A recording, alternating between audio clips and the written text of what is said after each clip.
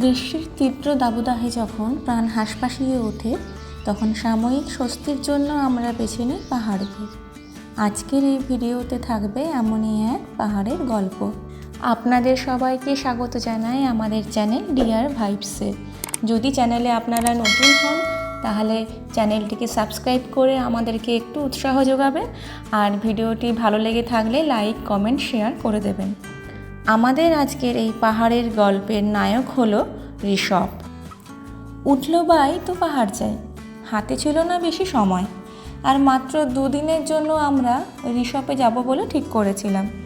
তাই হাতে কম থাকার জন্য আমরা তৎকালে ট্রেনের টিকিট বা বাস কিছু করিনি। একটু সময়টাকে বাঁচানোর জন্য আমরা ফ্লাইটে টিকিট কেটেছিলাম। 6 মে মঙ্গলবার সকাল 7:50 আমাদের ফ্লাইটটি রওনা দিল বাগডোগরা এয়ারপোর্টের উদ্দেশ্যে।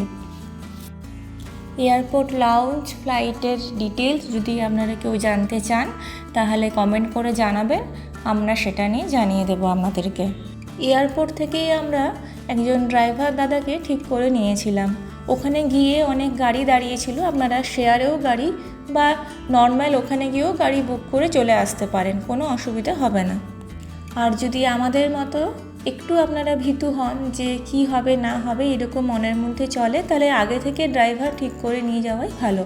প্রথমে আমরা একজন ড্রাইভার দাদা লাখপাজিকে ফোন করেছিলাম, উনি আবার নিজে আসতে পারেননি, আরেকজনের রেফারেন্স দিয়েছিলেন। তো আমাদের ড্রাইভার দাদার নাম ছিল তাই লাডক ভুটিয়া। উনি আমাদেরকে বাগডোগরা এয়ারপোর্ট থেকে ঋষভ অবধি পৌঁছে দিয়েছিলেন। এই জার্নিটা ছিল প্রায় 4 ঘন্টার। বাগডোগরা এয়ারপোর্ট থেকে ঋষভ যাওয়ার জন্য আমরা যে গাড়ি করেছিলাম সেই ড্রাইভার দাদার নাম্বার আমরা ডেসক্রিপশান বক্সে দিয়ে দেব, আপনারা চাইলে ওখানে ওনার সাথে কন্ট্যাক্ট করে নেবেন। আর একটা কথা বলি, ওনার বাড়ি হচ্ছে রামধুরাতে, যেটা আরেকটা বিখ্যাত স্পট। তাই কেউ রামধুরা যেতে চাইলে আপনারা অবশ্যই ওনার সাথে কন্ট্যাক্ট করতে পারেন। গল্প করতে করতে আমরা চলেই এলাম ঋষভে 4 ঘন্টার জার্নি শেষ করে। এই যে অ্যারো দিয়ে দেখাচ্ছি, এটি আমাদের সিলেক্টেড হোটেল নিউ সোনার বাংলা। আমরা নিয়েছিলাম দোতলার একদম ধারের ব্যালকনির পাশের রুমটি, আর রুমটি আমাদের খুব ভালোই লেগেছিল। কাঠের তৈরি ছিল পুরো ভেতরটা, আর কাঞ্চনজঙ্ঘা ভিউ রুম ছিল। রুমটি দেখতেই পাচ্ছেন বেশ বড়, আর এদের বেড সাইজও বেশ বড়, আরামসে 3 জন হয়ে যাবে। 4 জন গেলেও আপনারা ফোনে ওনাদের সাথে কথা বলে নেবেন, ওনারা ঠিক ব্যবস্থা করে দেবেন। রুমের মধ্যে টিভিও ছিল। আমরা যে হোটেল নিউ সোনার বাংলাতে ছিলাম তার রুম রেন্ট ছিল প্রতিদিন মাথাপিছু 1400 টাকা। এই 1400 টাকার মধ্যেই সমস্ত রকমের চা, ব্রেকফাস্ট, লাঞ্চ, ডিনার ইনক্লুড। দুপুরে পৌঁছে মাছের ঝোল, আলু পোস্ত, ডাল দিয়ে ভাত খেয়ে কিছুক্ষণ রেস্ট নিলাম, তারপর বিকেলে বেরিয়ে পড়লাম। আকাশটা ছিল মেঘলা, তাই সূর্য ভালোভাবে দেখা না গেলেও সূর্যাস্তের যে মনোরম দৃশ্য সেটা আমরা বেশ ভালোই কিন্তু উপভোগ করেছিলাম।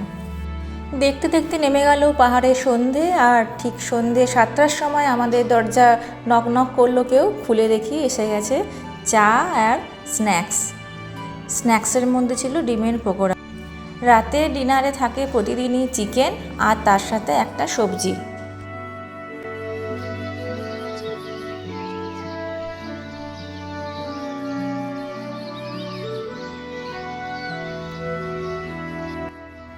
কি অদ্ভুত শান্তি! আমাদের পঞ্চ ইন্দ্রিয় যেন পুরো সতেজ হয়ে উঠেছে। পাখির আওয়াজটা তো শুনতেই পাচ্ছেন, আর তার সাথে মেঘেদের এই নানান রকম খেলা। যদিও সকাল থেকেই আকাশটা ছিল মেঘলা, তাই অশনি সংকেতে আমরা বুঝতেই পেরেছিলাম যে কাঞ্চনজঙ্ঘার দেখা হয়তো আর মিলবে না আজকে। তো ভালো করে দেখুন, যেটা সাদা রঙের হোটেল সেটা হলো sleeping Buddha. I love Rishabh পয়েন্টের ঠিক সামনে স্লিপিং বুদ্ধ, আর তার পাশেই হচ্ছে আমাদের হোটেল নিউ সোনার বাংলা। আচ্ছা, স্লিপিং বুদ্ধর ওইদিকে যে কমলা রঙের অরেঞ্জ কালারের হোটেল, তার নাম হচ্ছে অরেঞ্জ টিউলিপ। আর পাহাড়ের যে ওপরের দিকটা দেখতে পাচ্ছেন ওখানেও অনেকগুলো হোমস্টে আছে। তার মধ্যে একটা বিখ্যাত হোমস্টে হলো শেরপা সোনাকারি হোমস্টে। শেরপা হোমস্টে, যেটা ঋষভের সবথেকে পুরনো হোমস্টে। এই হোমস্টেটিও যথেষ্ট সুন্দর বলে শুনেছি। নাই বা মিলল কাঞ্চনজঙ্ঘার দেখা, কিন্তু পাহাড়ি যে সৌন্দর্য তা বরাবরই আমাদের সবাইকে মুগ্ধ করে। তাই আমিও মুগ্ধ হয়ে পড়লাম আপনাদের মতোই। আর তার সাথে উপরই পাওনা ছিল বিভিন্ন রকম পাখির ডাক। ঋষভে অনেক হোটেল আর হোমস্টে আছে। আমরা প্রথমে ফোন করেছিলাম স্লিপিং বুদ্ধতে, কিন্তু স্লিপিং বুদ্ধের চার্জ অনেক বেশি, 7,000-এর মধ্যেও কিন্তু ওরা লাঞ্চ ইনক্লুডেড নয় বলেছিল, শুধুমাত্র ব্রেকফাস্ট আর ডিনার। তারপরেই আমরা ফোন করি হোটেল নিউ সোনার বাংলাতে, যা রুম রেট শুনে আমাদের খুব ভালো লেগেছিল, তাই আর আমরা অন্য কোনো হোটেলে ফোন করে দেখিনি। আর যেহেতু আমরা ফ্লাইটে এসেছিলাম, তাই স্লিপিং বুদ্ধতে আমরা আর অত টাকা খরচ করতেও চাই। বেশ কিছু ইম্পর্ট্যান্ট হোটেল আর হোমস্টে যেখান থেকে ভিউগুলো ভালো বলে শুনেছি, তো সেই সমস্ত হোটেল হোমস্টের নাম আমি এই স্ক্রিনের মধ্যে দিয়ে দিলাম। প্রত্যেকটির ফোন নাম্বার আমি ডেসক্রিপশান বক্সে দিয়ে দেবো, আপনারা দেখে নেবেন।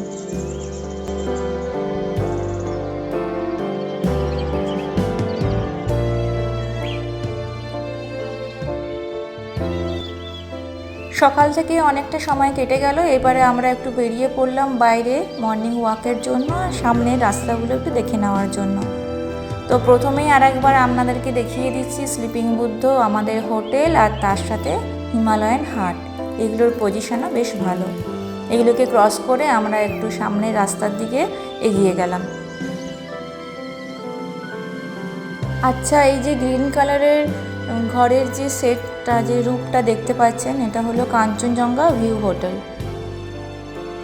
ঋষভের রাস্তাগুলো এত চড়াই উতরাই, মানে প্রথমে উঠতে গেলে আমাদের পায়ে খুব লাগছিল, একটু সাবধানে আমাদেরকে উঠতে হবে। রাস্তায় চলতে চলতে আমরা অনেক রকমের পাহাড়ি ফুল, ফার্ন গাছ এসব দেখতে পেলাম। তার মধ্যে রোডোডেনড্রন ফুল দেখারও আমাদের সৌভাগ্য হলো।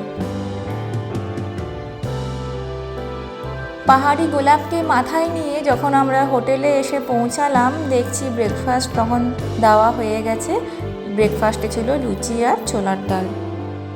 নিউ সোনার বাংলাতে বাথরুমে ওয়েস্টার্ন টয়লেট ছিল, কিন্তু গিজার কিছু ছিল না। চান করার জন্য গরম জল লাগলে আপনারা ওনাদেরকে জানাবেন, ওনারা উপরেই গরম জলের বালতি পৌঁছে দেন। চান করে রেডি হয়ে গেলাম, আর একটু পরেই এসে হাজির হলো ডিমের ঝোল ভাত, তার সাথে 2 রকমের সবজি। পাহাড়ের এই ছোট্ট গ্রামগুলি খুবই শান্ত, স্নিগ্ধ, জীবনে কোনো তাড়া নেই, খুব আরামসে দিনগুলো কাটানো যায় এখানে বসে। আর ঠিক সেইভাবেই খুব সুন্দর দিনগুলি কাটছিল আমাদের ঋষভের এই হোটেলে।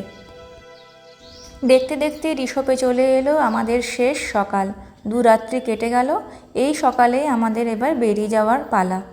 চেক আউট টাইম হচ্ছে সকাল 11টা, কিন্তু তার আগেই আমরা রওনা দেব আমাদের নেক্সট গন্তব্যের দিকে। এই দিনও খুব সকাল সকাল ঘুম ভেঙেছিল, যাতে আমরা কাঞ্চনজঙ্ঘা দেখতে পাই।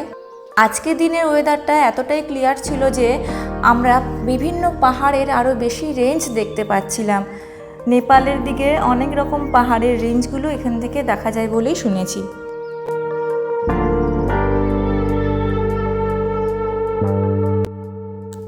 মায়াবী মেঘের খেলা দেখতে দেখতে হঠাৎ দেখলাম সূর্যদেবের দেখা দিচ্ছে।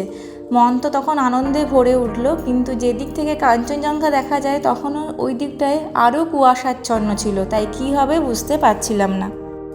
আমাদের রুম থেকে কীভাবে ভিউগুলো দেখা যায় একবার আপনাদেরকে দেখিয়ে দিচ্ছি, চলুন তা দেখে নিই। নিচটাও লাগানো, তো এটা খুলছি, জানলাটা খুলেও দেখাচ্ছি। এইরকম এখানে বারান্দাও আছে, বারান্দা দিয়ে দেখা যাচ্ছে।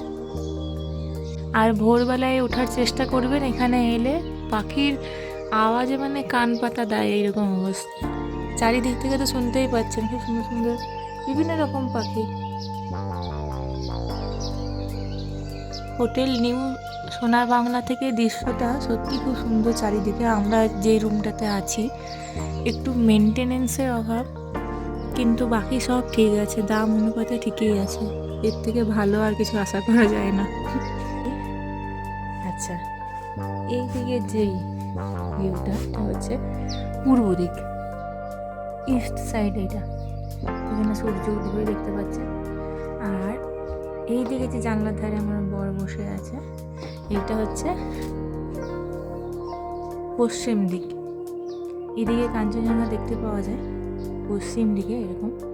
সানসেটটা আমরা দেখেছি যতটুকু মেঘের মধ্যে দেখতে পেয়েছিলাম 2 দিনই।